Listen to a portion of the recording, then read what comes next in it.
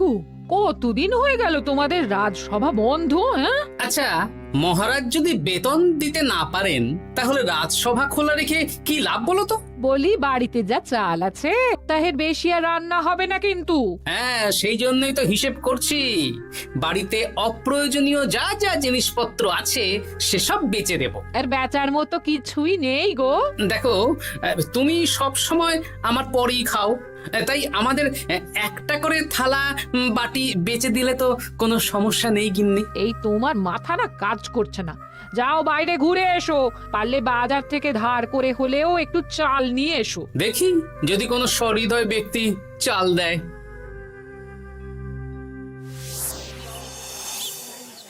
না গোপাল দাদা, বাজারের অবস্থা খুব খারাপ, আর আমি ধারে বিক্রি করছি না। আহা, আরে আমি কোনোদিন তোমার এক আনাও বাকি রেখেছি বলো? আমি বুঝতে পারছি গোপাল দাদা, কিন্তু আমিও নিরুপায়। গত মাসের বেতন এখনো পাইনি। মহারাজ অনির্দিষ্ট কালের জন্য রাজসভা বন্ধ রেখেছেন। বিশ্বাস করো, বিশ্বাস করো, বেতন পেলেই তোমার ধার আমি মিটিয়ে দেবো। এই সপ্তাহ খানেক আগে একই কথা বলে সেনাপতি ধারে 25 কেজি চাল নিয়ে গেছেন। এখন ওনার কোনোই পাত্তা নেই। কি যে করি, কাছের বন্ধু বলতে বিজ্ঞানী আর সভাকবি। দেখি ওদের বাড়িতে একবার ঢুঁ মেরে।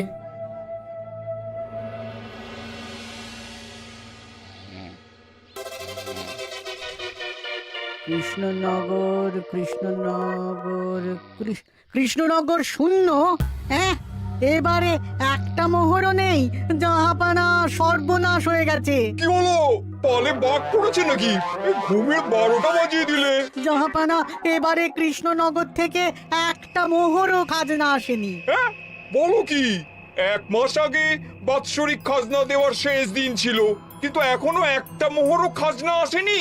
না জাহাপানা। পড়েছে এই বেগমের জন্য হীরের হার, হীরের কানের দুল, হীরের নাকছাবি বানাতে দিয়েছি। উজির, যা হোক করে কৃষ্ণনগর থেকে আমার খাজনা চাই চাই। তাহলে তো কৃষ্ণচন্দ্রকেই তলব করতে হবে। যা করার করো। বাবা, এই সময় তোমার শখ হয়েছে ময়না পোষা? আরে না না, আমি পুষিনি। একটা পশ্চিমের গ্রামে কদিন আগে ঘুরতে গিয়েছিলাম। আচ্ছা, ওখান থেকে নিয়ে এসেছো? না, তাও আনিনি, ছোলা খেতে দিয়েছিলাম। দেখি তারপর আমার পিছনে পিছনে উড়ে উড়ে চলে এসেছে। বাহ বাহ বাহ, এ তো ভালো কথা। বিয়ে তো করলে না, তাও একটা সঙ্গী জুটেছে। এ যে সে পাখি নয় গোপাল, এ ময়না কথা বলে, দেখবে। এই ময়না, বলো তো গোপাল এসেছে। আরে বাস, বলো তো গোপালের ভুঁড়ি আছে আমার নেই।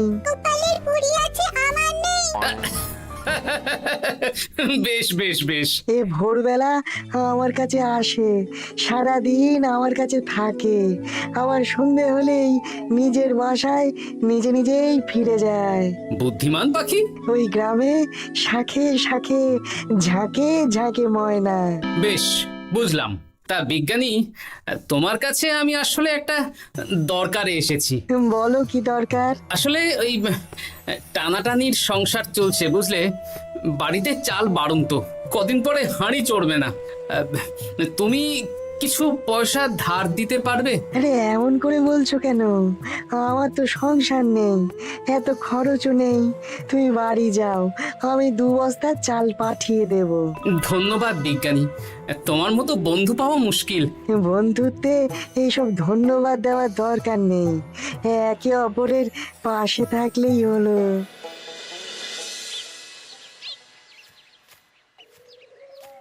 এ কি গো, খালি হাতে ঢুকছো যে? বিজ্ঞানী আমাদের 2 বস্তা চাল পাঠাবে, তাই কিছুটা হলেও চিন্তা কমলো, বুঝলে। ওমা, এই তো সারা বাজার ঘুরে তো ধারে চাল পেলাম না। অগত্যা বিজ্ঞানীর বাড়ি গেলাম।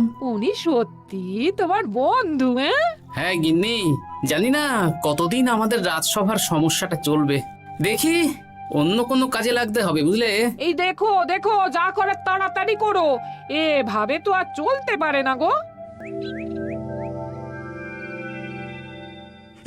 কি নবাব বাহাদুর আমাকে ডাকছেন? হ্যাঁ, জাহাপনা আপনার উপরে রেগে আছেন। অতি সত্য উত্তর আপনাকে দেখা করতে বলেছেন। এবারে চাষাবাদের মন্দার কারণে রাজস্ব আদায় তেমন ভালো হয়নি, তাই খাজনা পাঠাতে পারিনি। আর কিছুদিন অপেক্ষা করতে বলুন, আমি ঠিক খাজনা পাঠিয়ে দেব। এখন আর খাজনা নিয়ে কথা বলবেন কিনা জানি না। আপনাকে নবাব এই আদেশ পাঠিয়েছেন, আপনি 2 দিনের মধ্যে নবাব বাহাদুরের সাথে দেখা করবেন। আচ্ছা ঠিক আছে।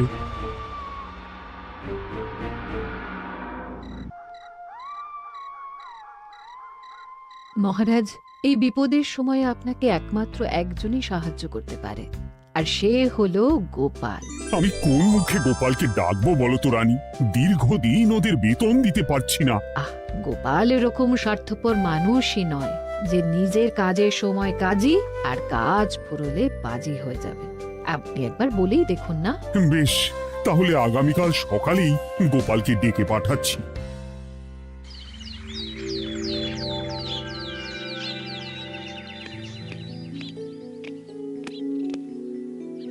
আসতে পারি মহারাজ? হ্যাঁ গোপাল, এসো এসো। মহারাজ আমাকে হঠাৎ ডেকে পাঠালেন যে? শোনো, নবাব বাহাদুর বলেছেন ওখানে যেতে হবে, কারণ এবারে কৃষ্ণনগর থেকে কোনো খাজনা পৌঁছয়নি। মহারাজ, আপনি গেলেও বিপদ, না গেলেও বিপদ। হ্যাঁ, সেটাই তো আমাকে সবচেয়ে বেশি ভাবাচ্ছে, কিন্তু না গেলেই যে নয়। তাহলে এক কাজ করি মহারাজ, আমিও বরং আপনার সাথে যাই। যা বিপদ আসবে একসাথে লড়বো। ও গোপাল, তুমি যেন আমার বুক থেকে পাথর নামিয়ে দিলে। তোমাকে যে কি বলে ধন্যবাদ জানাবো। তাহলে কখন বেরোবেন বলুন? আজকে সন্ধ্যের দিকে বেরিয়ে পড়বো, তাহলে কাল সকাল সকাল মুর্শিদাবাদ পৌঁছে যাব।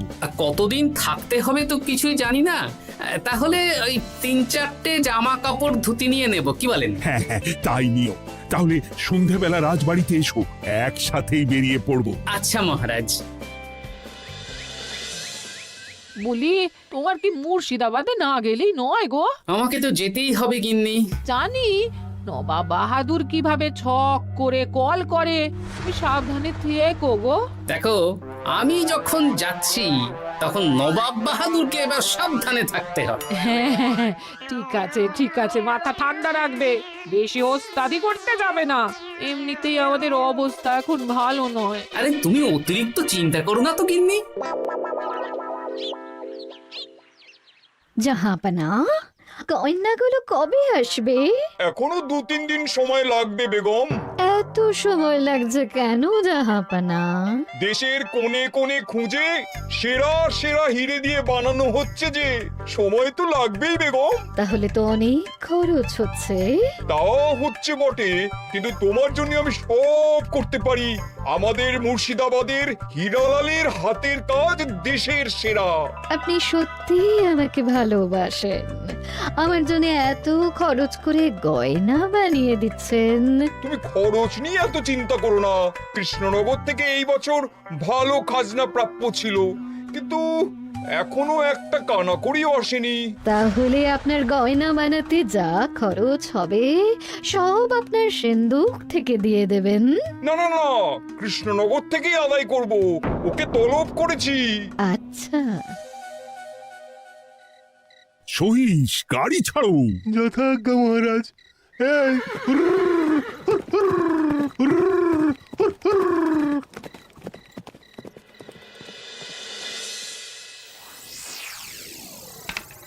এত রাতে আবার কে এলো রে বাবা?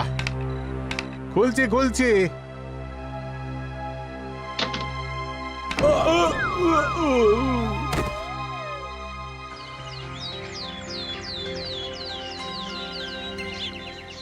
সর্বনাশ হয়ে গেছে জাহাপানা। কি হয়েছে হীরালাল? নবাব বাহাদুর, মহারাজ কৃষ্ণচন্দ্র আর গোপাল এসেছেন আপনার সাথে দেখা করতে। ওদের দরবারে আসতে বলো। হ্যাঁ, এবার বলো হীরালাল, কি হয়েছে? এই, তোমার মাথায় পট্টি কেন? জাহাপানা, গত রাতে আমার সর্বস্ব লুট হয়ে গেছে। বলো কি হীরালাল? তোমার কাছেই তো বেগমের হীরের সব গয়নাগাটি বানাতে দিয়েছিলাম।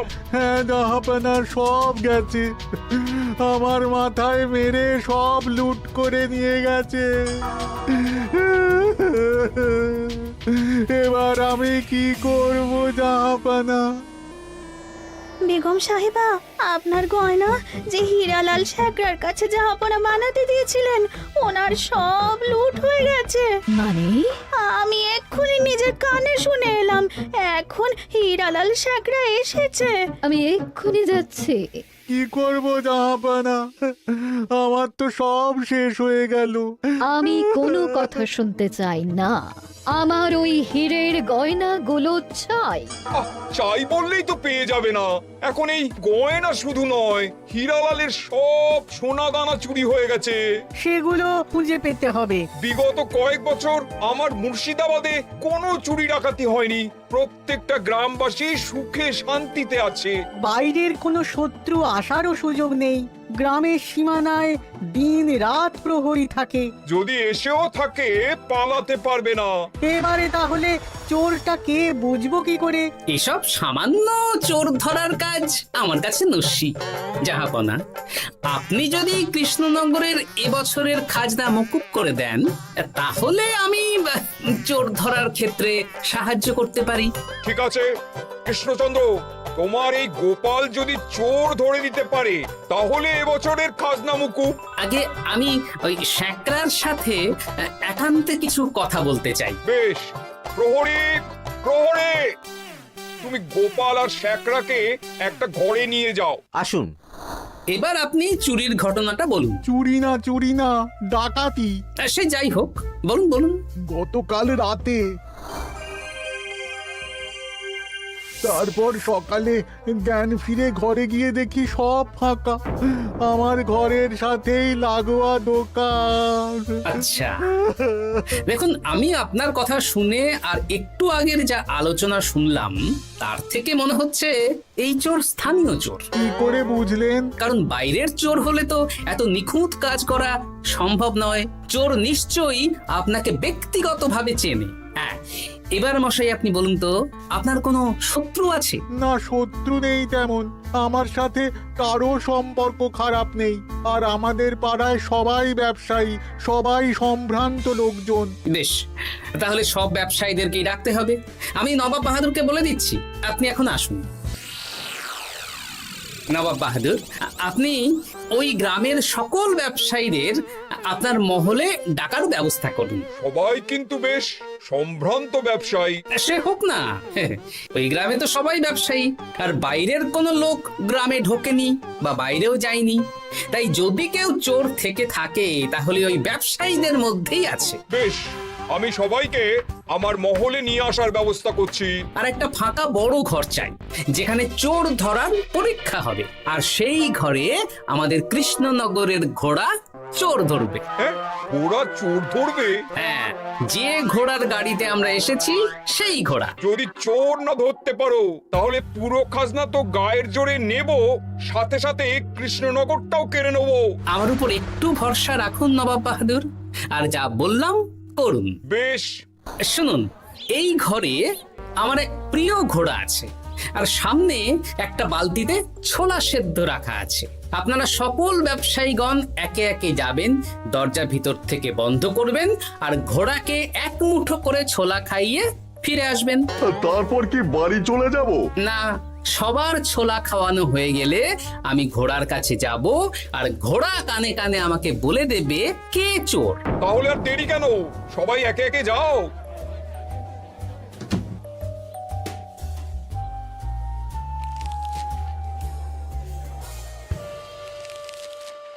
কি করি যদি ঘোড়া সত্যি সত্যি বুঝে যায়?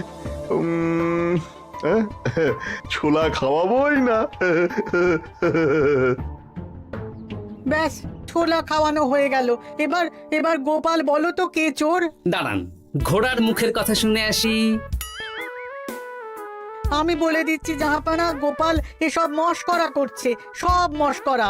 ঘোড়া বলে দিয়েছে কে চোর। বলো গোপাল, কে চোর? তার আগে সকল ব্যবসায়ীর হাত দেখে আমি পরীক্ষা করতে চাই। সে দেখো, কিন্তু বলো কে চোর?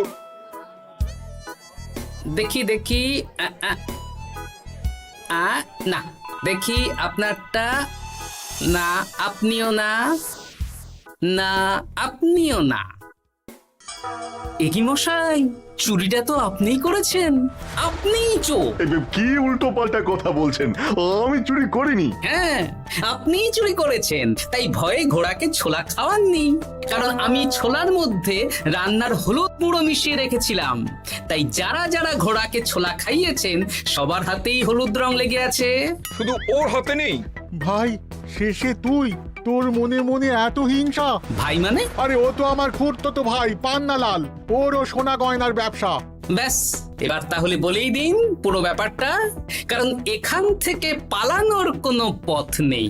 ভুল হয়ে গেছে জাহাপনা, আমার দাদা আমার থেকে অনেক বেশি রোজগার করত, তাই আমার মনে মনে হিংসে ছিল। তারপর বেগম সাহেব আর হীরের গয়না বানানোর এত বড় বায়না পেল, তাই হিংসা আরো বেড়ে গেল।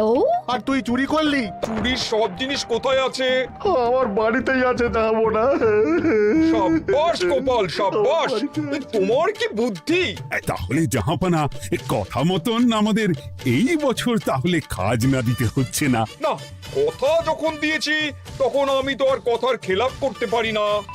আচ্ছা গোপাল, তোমার তো এত বুদ্ধি, আমার একটা শখ পূরণ করতে পারবে? কি শখ বলুন নবাব বাহাদুর। আমার অনেক দিনের ইচ্ছে একটা হাওয়া মহল বানাবো, কিন্তু ঘরামি রাজমিস্ত্রি কেউই বানাতে পারবে না বলছে।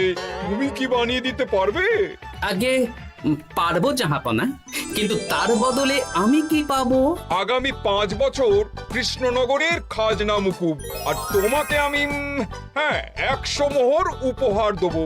বেশ, তাহলে আপনি আমাকে দিন 7 সময় দিন, আর 7 দিন পরে আমার বাড়ির সামনে চলে আসুন। হাওয়া মহল বানিয়ে রাখবো, আপনি নিয়ে যাবেন। বেশ, তাহলে 7 দিন পরে কৃষ্ণনগরে দেখা হচ্ছে। যদি না বানাতে পারো তাহলে কিন্তু আগামী 5 বছর কৃষ্ণনগরকে দ্বিগুণ খাজনা দিতে হবে, এই আমি বলে দিলাম। বেশ, রাজি।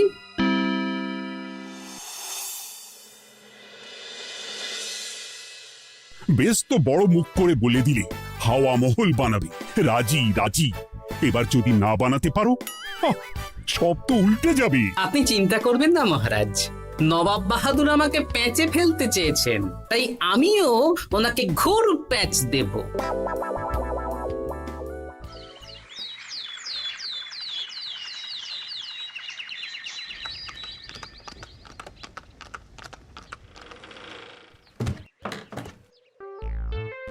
কি গোপাল, আরে কোথায় আমার হাওয়া মহল? 7 দিন হয়ে গেছে তো, তাই মহল দেখতে চলে এলাম। কাজ একদম শেষ পর্যায়ে, চলুন পশ্চিমের মাঠে চলুন। গিন্নি, তুমি মহারাজকে খবর দাও আর বলো পশ্চিমের মাঠে চলে আসতে। আরে তাড়াতাড়ি কর, তাড়াতাড়ি কর। ওই দেখুন, আপনার হাওয়া মহল তৈরি হয়ে গেছে। কই? উপরে দেখুন। ওরে, নবাবের হাওয়া মহল বলে কথা, ইট কথা হয়ে গেছে। এবার রং কর, রং কর। হাওয়া মহল রং করছি তো, এত তাড়া দিস না। আরে তাড়াতাড়ি কর, তাড়াতাড়ি কর। আরে এসব আবার কি? ময়না পাখি হাওয়া মহল তৈরি করছে? হ্যাঁ, হাওয়া মহল তো, তাই হাওয়াতেই তৈরি হচ্ছে। হাওয়া তো আর চোখে দেখা যায় না, আমি তৈরি করিয়ে দিয়েছি। এবার জাহাপানা আপনি নিয়ে যান। হয়ে গেল, এবারেও গোপাল দাও মেরে দিল। মানে আমি কি করে? সে তো জানি না জাহাপনা, আপনি বলেছিলেন হাওয়া মহল বানিয়ে দিতে হবে, আর আমি আপনার আবদার পূরণ করেছি। এখন আগামী 5 বছর আমরা খাজনা মুক্ত। সাব্বাস গোপাল। ওরে, রংটা ভালো করে কর, ভালো করে কর। নবাবের হাওয়া মহল। গোপাল, তুমি সত্যিই বুদ্ধিমান, তোমার বুদ্ধির জবাব নেই। শোনো, আগামী 5 বছর কৃষ্ণনগরের খাজনা মুকুব, আর এই নাও তোমার 100 মোহর উপহার। এবার বলো, তুমি এই অসম্ভবকে সম্ভব করলে কি করে? আমি বুঝতেই পেরেছিলাম, আপনার মুর্শিদাবাদের চোর ধরার পরে আপনি আমাকে যখন হাওয়া মহল বানাতে বললেন, তখন নিশ্চয়ই কোনো উদ্দেশ্য আছে। কারণ আপনি তো মন থেকে চাননি যে খাজনা না দিয়ে আমরা মুক্তি পাই। তাই গোপাল এই চালটা চাললো।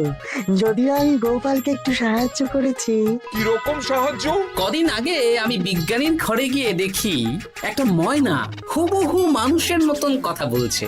আর বিজ্ঞানী বলল এরকম অনেক ময়না পাখি আছে। ব্যাস এই এক সপ্তাহ ধরে আমি ময়নাগুলোকে বিভিন্ন বুলি শেখালাম, আর ওরা সেগুলোই বলে চলেছে। নয়, হ্যাঁ। ওরে রংটা ভালো করে কর, নবাবের হাওয়া মহল। মহারাজ, 100 মোহর আপনি রাখুন।